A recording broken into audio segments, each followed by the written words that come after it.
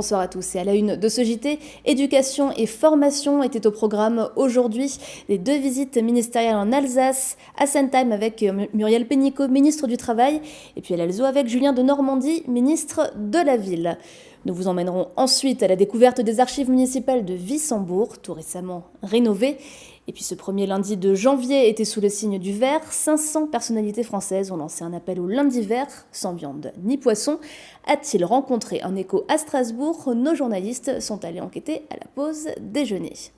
500 millions d'euros supplémentaires pour la formation dans le Grand Est pendant 4 ans. C'est l'annonce de la ministre du Travail Muriel Pénicaud. À Sentheim, dans l'entreprise d'Angèle, elle est venue signer le premier pacte régional pour l'investissement sur la compétence. Il vise donc à favoriser la formation professionnelle.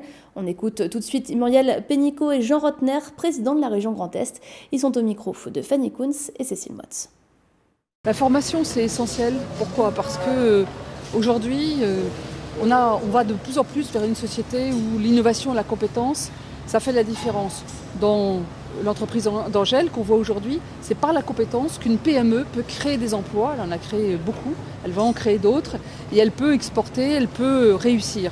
Mais c'est aussi un enjeu pour chacun parce que lorsqu'on est demandeur d'emploi, qu'on est au RSA, qu'on on habite dans un quartier prioritaire de la ville, qu'on est en situation de handicap, souvent le blocage pour accéder à un emploi, c'est le manque de compétences, le manque de formation. C'est une priorité régionale d'être un acteur entraînant de l'emploi et du retour à l'emploi de nos jeunes, de celles et ceux qui sont plus éloignés. Nous mettions jusqu'à cette année 650 millions d'euros sur la formation. Avec l'État, nous allons monter jusqu'à 1,2 milliard.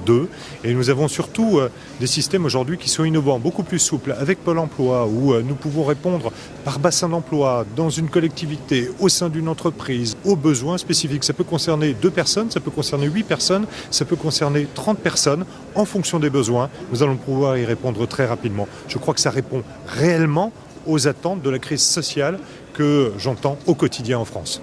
Pour continuer de faire progresser notre entreprise, nous avons besoin de compétences. Donc ce plan aujourd'hui donne un élan supplémentaire à la formation pour qu'on puisse former nos gens, monter en compétences, travailler la polyvalence, l'ergorotation également, donc ça va nécessiter aussi des formations. Et puis la transition écologique, il faut qu'on développe des véhicules hybrides. Donc à ce titre-là, on aura un gros besoin de formation dans le monde de l'électrique. Donc c'est un appui supplémentaire à notre démarche. Une 50aine de gilets jaunes étaient présents à Sentheim pour accueillir et attendre la ministre du Travail. Et un peu plus tôt dans la journée, c'est un autre ministre, Julien de Normandie, ministre de la Ville, qui s'est rendu en Alsace. À Strasbourg, il s'est d'abord recueilli place Kléber en mémoire des victimes de l'attentat du 11 décembre avant de prendre la direction de l'Elzo. Au programme, la mise en place du projet de cité éducative. On rassemble les activités au collège, mais aussi les activités en dehors du collège, dans les associations, dans les structures culturelles, dans les structures sportives, pour à la fin permettre à tous les collégiennes, à tous les collégiens d'avoir un accompagnement adéquat, d'avoir un accompagnement renforcé, d'avoir un accompagnement qui permet de développer toutes les compétences. C'est ça l'idée des cités éducatives. Moi, mon action, ma politique, c'est la politique de la réussite républicaine, c'est-à-dire de permettre à tous les jeunes des quartiers, quelles que soient les difficultés, parce qu'on sait qu'il y a encore des difficultés dans beaucoup de nos quartiers, y compris ici à Strasbourg, mais quelles que soient ces difficultés, c'est d'avoir la possibilité de réussir. Seriez-vous prêt à supprimer la viande et le poisson de vos repas un jour par semaine? C'est le principe de l'opération Lundi Vert qui a démarré aujourd'hui. À l'origine, un appel lancé par 500 personnalités, acteurs sportifs ou encore scientifiques. Objectif, éviter la surconsommation de protéines animales. C'est bon pour la santé et pour la planète. Camille Roland et Antonin Godot.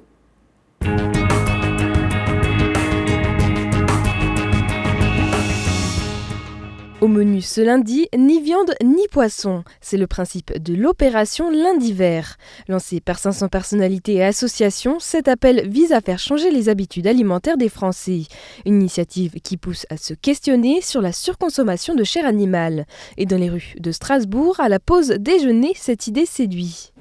Je trouve que c'est assez facile, surtout si c'est que sur une seule journée. Et je ne vois pas où est le souci. En général, déjà aujourd'hui, le vendredi, souvent les gens ne mangent ni poisson ni viande. Donc le fait que ce soit un jour de plus, je ne pense pas que ça pose un souci à personne. Plutôt une bonne idée parce que c'est sûr qu'aujourd'hui, il y a quand même une trop grande consommation de viande et de poisson. Et il y a la surpêche. Et puis les élevages, tout ça, c'est ce qui, si on consommait moins, on pourrait réussir à nourrir plus de gens, donc je pense que c'est pas mal. Je trouve que ça peut être une bonne initiative à inviter les gens pour avoir des meilleures habitudes alimentaires, donc consommer plus de légumes et justement moins de viande et moins de poissons. La France et aussi l'Europe et tout le monde occidental, on consomme vraiment des quantités énormes de viande que franchement n'est pas nécessaire. Et une consommation de viande rouge aussi après comporte le cholestérol, tout peut amener aussi des soucis de santé. L'excès de protéines animales aurait des effets néfastes sur la santé.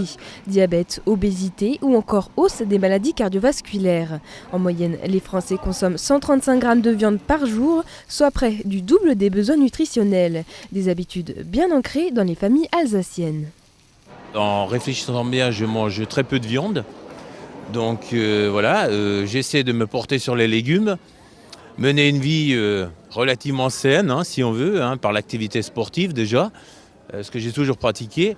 Et puis à côté de ça, si je mange de la viande, j'essaie de choisir de la qualité. Et moi, pour ma part, je mange de la viande tous les jours en fait. Donc après, je peux essayer de ne pas en manger. Enfin, c'est pas quelque chose qui me dérange. C'est juste que c'est dans nos habitudes alimentaires et de mes parents qu'on a toujours mangé comme ça. Donc après, c'est peut-être des choses à essayer de changer ou à voir différemment, quoi.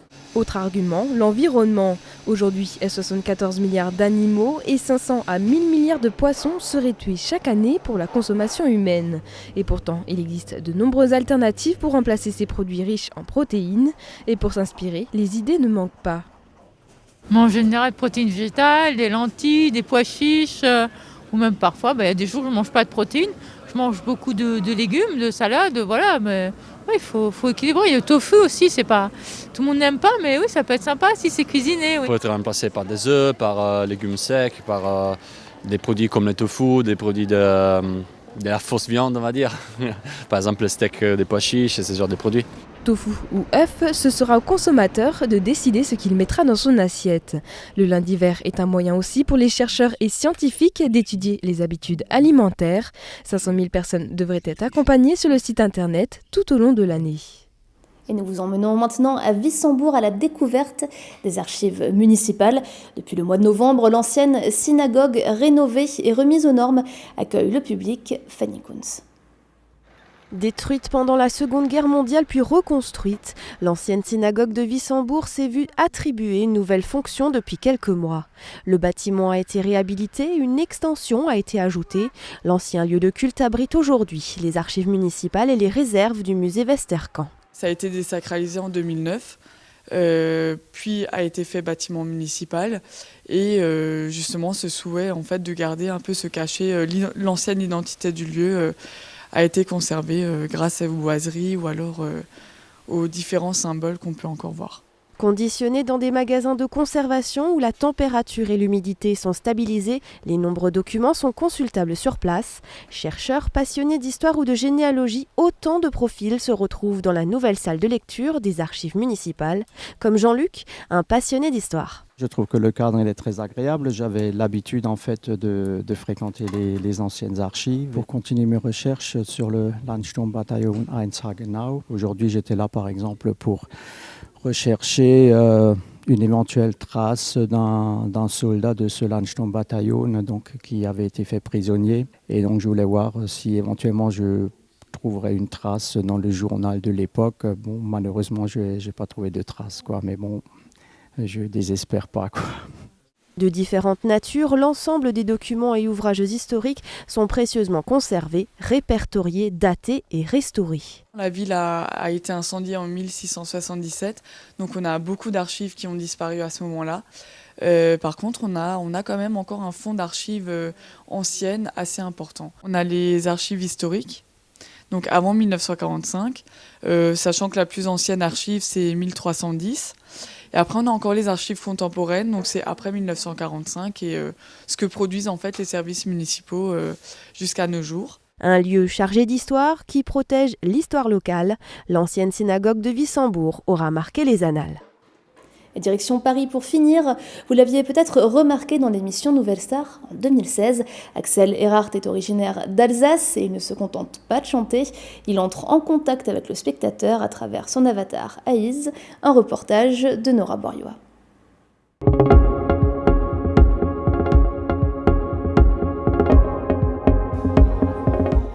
À chaque semaine, sa scène. Et ce soir, le terrain de jeu d'Axel Ehrhardt, c'est un bar à jeux vidéo. Aujourd'hui, je vais vous révéler ce que je sais. La puce électronique que tu as dans le crâne a été programmée. Tes perceptions de la réalité ont été altérées. Si vous pensiez savoir ce qu'est la réalité alors repensez-y. Depuis plus de 3 ans, l'artiste d'origine alsacienne se transforme en Haze. Aidé d'un casque audio, ce personnage immerge le spectateur dans sa poésie musicale et théâtrale, mêlée de science-fiction. Je suis arrivé à ce truc de vouloir emmener la personne dans une expérience. Je veux lui faire vivre une expérience, je veux lui faire partager mon expérience à travers ce personnage décalé et cet univers de science-fiction en fait. Cette idée de bras électronique, c'est son ancien métier d'électricien qui lui a inspiré et une simple guitare ne lui suffisait pas pour s'accompagner. Un concept qu'Axel pousse encore plus loin aujourd'hui avec une web-série retraçant ses aventures à travers le monde. Et l'idée c'est de montrer un peu notre démarche holistique, l'idée un peu qu'en voyage on vit beaucoup de coïncidences. Et l'idée, c'était de partager un peu cette expérience-là. Et il y a tellement d'arts différents qui existent déjà. Et du coup, on pioche un peu dedans et on utilise tout ça pour donner cette expérience, quoi. Axel est en train de construire avec sa compagne un nouveau spectacle hybride sous forme de parcours interactif qu'il souhaiterait présenter à l'horizon 2020 pour un spectacle toujours plus immersif. RGDS, partenaire des Alsaciens qui s'engagent. Et place à l'image du jour d'Olivienne. Et voici la sélection des internautes pour les 9 plus belles photos du marché de Noël 2018 à Strasbourg. Le fameux Best 9 d'Instagram qui a pris une tonalité particulière cette année, les touristes et habitants ayant évidemment intégré l'hommage aux victimes de l'attentat dans leur sélection.